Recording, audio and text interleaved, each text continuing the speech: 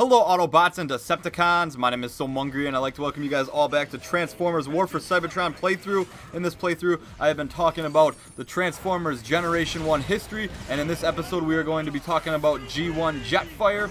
And please note that I am playing with Air Raid because this is a continuation of the last episode, but we will be talking about Jetfire only, and if we have time, we will also talk about Trypticon at the end. So let's get this started with Generation 1 Jetfire. And another little side note is we will just be talking about his cartoon history. Jetfire, or as he's sometimes called Skyfire, is a bot of science. He loves science. He is very, very passionate about anything scientific.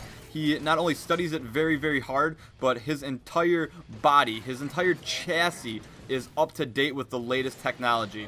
So he is really, really almost religious about science. And he is a very passionate bot. He is in search of the truth, and he believes he will find it through science. Now, his teammates don't always necessarily trust him totally because long ago he was a Decepticon, but that doesn't mean they won't stand next to him and fight, because being an Autobot is all about giving second chances and doing what's right. And Jetfire knows this, and he made a good decision coming over to the Autobots. Alright, so there isn't a ton of story behind Jetfire, but it's rather interesting. So millions of years ago on Cybertron, Skyfire, as he was called then, and Starscream were really good friends and fellow scientists.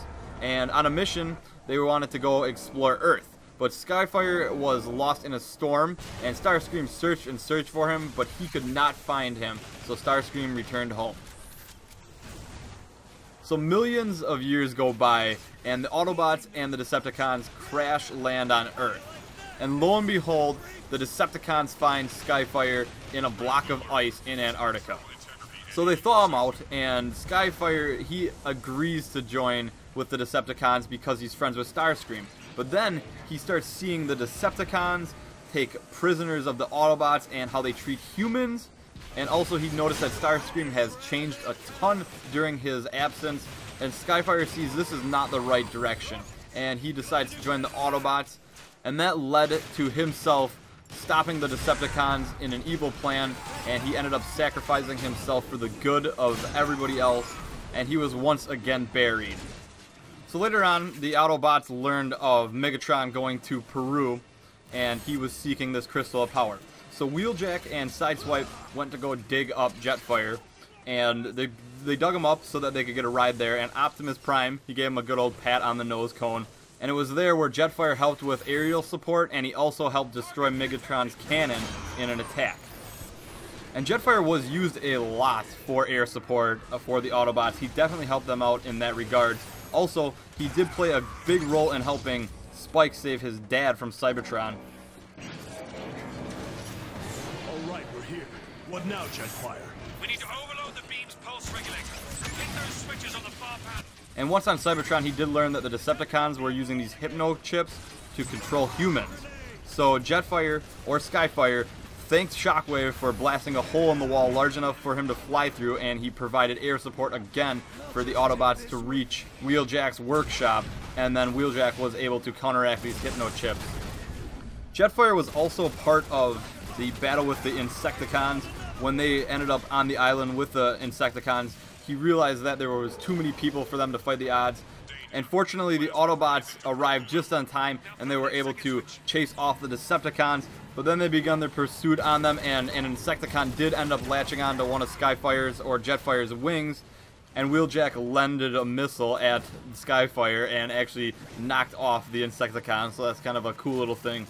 Later on, Jetfire was turned back into a Decepticon due to Megatron's personality destabilizer, but he was quickly then returned to an Autobot, and then he helped aid the other Autobots save Optimus Prime and the others. Watch out! Decepticons incoming! Hold them off! We have to give the plasma time to overload! And one of the last episodes we saw Jetfire in, he and a couple other Autobots were flying to the Atlantic to investigate an unexplained change to an oil tanker shipment. And then lo and behold, Spike gets kidnapped by one of the Decepticons, and then they are held prisoners. I believe it was Skyfire and Hound who were held prisoners. So they were in a cell, but then Skyfire or Jetfire told Spike about this electromagnet that he found on the ship, and with the power of the super strong magnet, they were able to stop Rumble and Ravage from moving. And then Jetfire punched a hole through the cell door, and the three of them were able to get to the control room, and Hound was able to blow up the generator. And then Optimus, of course, helped them out because Optimus is always there to save the day. Overload already! No need to rush on my account. I like blasting Decepticons. Every nanoquick longer means more Autobot deaths. Hold your ground. Here comes another wave. And the last we see of Jetfire was the Autobot fleet attacking the Quintessons. He was shot along with Powerglide and several other aerial bots. So we don't really know what happened to him afterwards, although we did know that the aerial bots did survive. We aren't really too sure what happened to Skyfire or Jetfire. So Jetfire didn't take me as long as I thought it was going to. So we're going to move on to Trypticon here. And we all know about Trypticon. I think we all do at least. But if you don't, I'm going to tell you about his Generation 1 story and a little bit about him. He is an enormous transformer.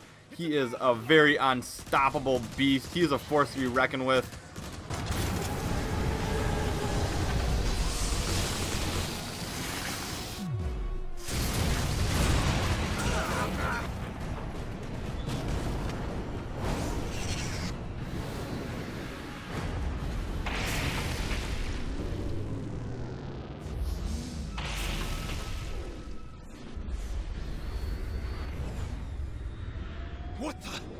What just happened? I must say, Autobots, your stupidity is staggering.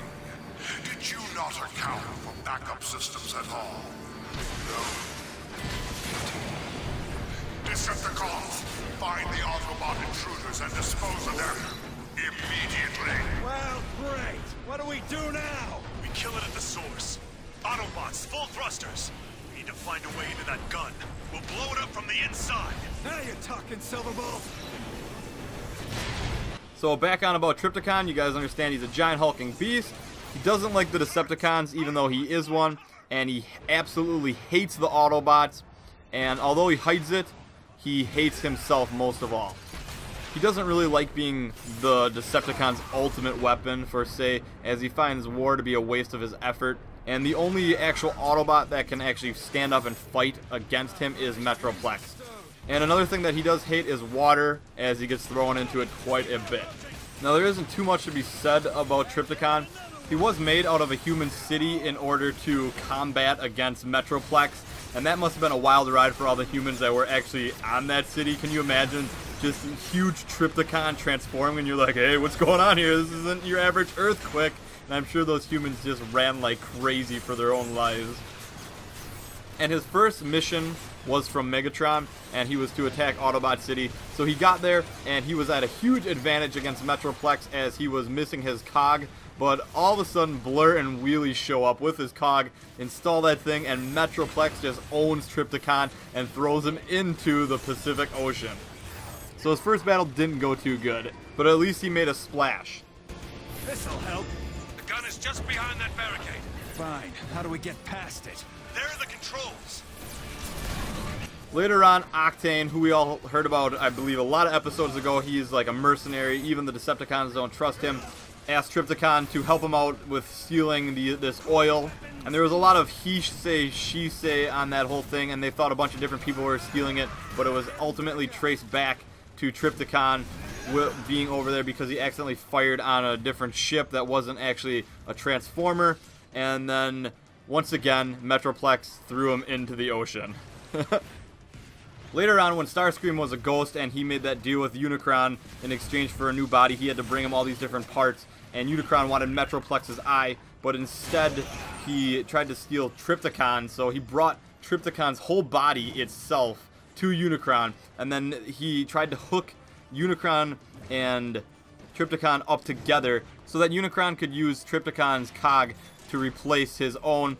And this never happened because the connections were interrupted by Thrust, Dirge, and the other battle chargers who disabled it from within the cities, and then this was just never completed. Trypticon, the Autobots are keeping the rest of their transports grounded. Take aim at the planet's surface. Destroy Iacon City! As you command, Lord Megatron. Readjusting alignment. Initiate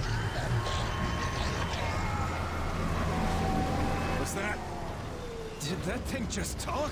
Yeah, it did. And it's about to fire on Iacon. Autobots. There at the energy conduit. That's our point of entry. Go now! Move!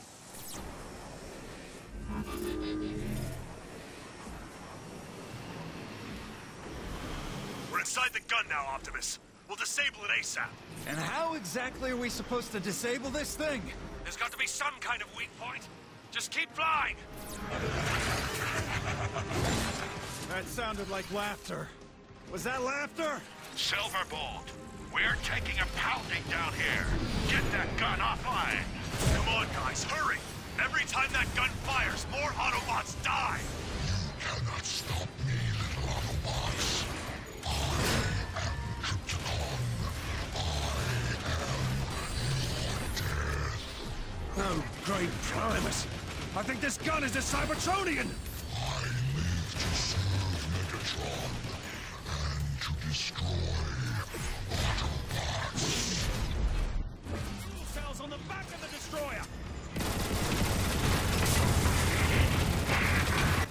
So time goes on, and Swindle comes into the picture, always trying to steal stuff, always looking for a good deal. He ends up stealing Metroplex's transforming cog, and Galvatron dispatches Trypticon to destroy this defenseless city.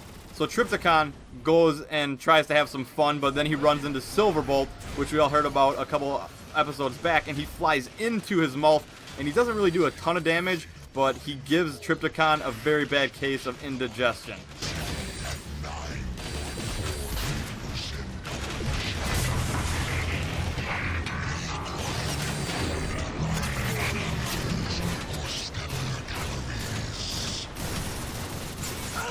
And Trypticon then is forced to retreat back to the city, and he begins getting repaired by humans that the Decepticons ordered to repair them on. But the repairmen were actually Spike Witwicky and his son Daniel, and they stole Trypticon's own transforming cog and intended it to use on Metroplex.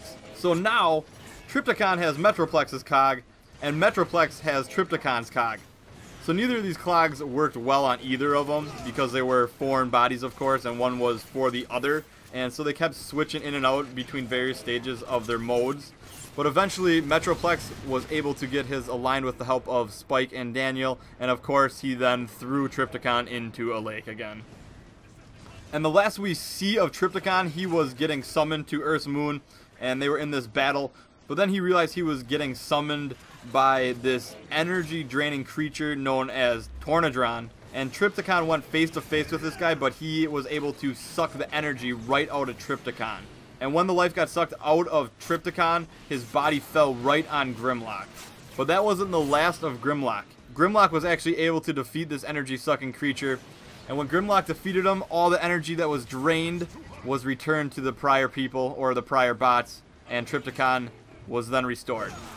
So that pretty much sums up Jetfire and Trypticon. And we got through that pretty quick here. We got quite a bit of the level to go, so I suppose talk about the level a little bit here. We're fighting some tanks with air raid, and we are getting close to the battle of Trypticon, who is one of my more favorite battles in this game. It's just epic. You're just falling to the ground with gravity and flying, trying to just nail them with missiles and everything. Pretty sweet battle, and a crucial one to save the Autobots down below. So the aerial bots, very important. Trypticon, also pretty important. He gets changed around quite a bit in the series. I know he's a lot different in Generation 1 compared to like this game or Transformers Prime or anything that you guys know him from. You probably know him as the Nemesis, or maybe he could be a different role in some other series that I'm not familiar with, such as Animated or Beast Wars. I don't know if he's in there at all. Autobots, all you shall find is your destruction. Context chambers. Keep going! Look out! Mashers catch you! Trypticon, I have the coordinates for Optimus Prime's exact location. Target him now! Yes, Lord Megatron. Zeroing in on coordinates now. Did you hear that? One direct hit and Optimus is scrapped! Hurry! Wait a second. Trypticon's a Cybertronian, right? Yeah, so? Then he must have a conversion cog. If we destroy it, he won't be able to stay online as a gun. He'll revert to his original form. We don't even know what his original form is! Maybe not, but anything is better than this. Great idea, Air Raid. Lord Megatron, Optimus Prime's location is now target locked. Powering up for There! maximum Blast it! impact. Destroy the turret! Trash heaps. Never destroy.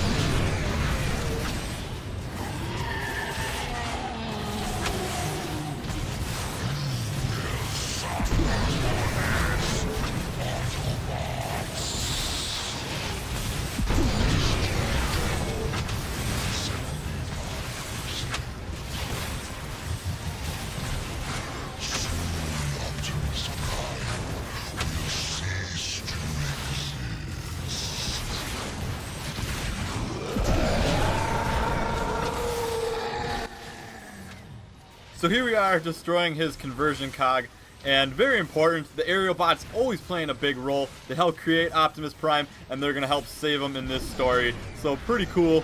And also, you get a pretty good look at what this cog looks like.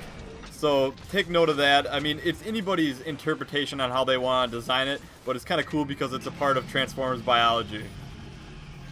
So check that out. Shiny. Come on, blast it!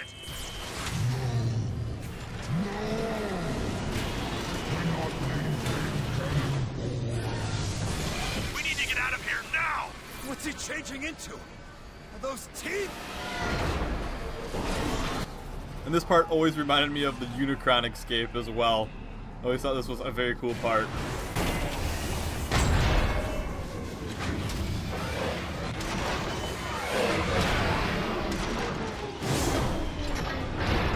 We made it. Let's finish this guy off. You haven't defeated me, Autobots. You have only untethered your own destroyer. What's it gonna take with this guy?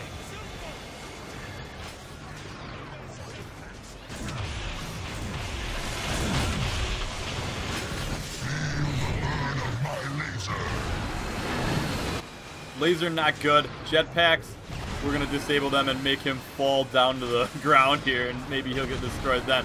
But I wouldn't count on it. He is a giant beast with a lot of armor. And actually, I would have thought he would have been a little bit bigger, but I suppose you can only fit so much of someone on the screen and still have a battle. So here we got Air Raid just blasting him. And I love this battle. And this game is just freaking awesome. Love this game. This is just a priceless battle. I got nothing but positive things to say about this campaign. This campaign is just amazing. So I will let you guys watch Trypticon fall. In the next episode, we will probably just have fun with the game and play it. I'll talk about the game a little bit. So don't forget to leave a comment, leave a thumbs up, and subscribe for more Transformers. Have a great day, everyone.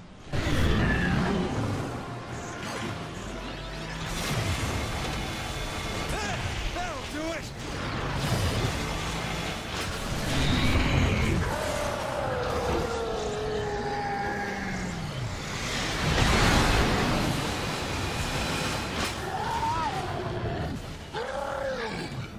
I will grind you into dust for this, Autobots! Autobots, veer off! Let gravity do the rest! Optimus, Trypticon is falling out of orbit. We're tracking the descent, Silverbolt. We'll take it from here.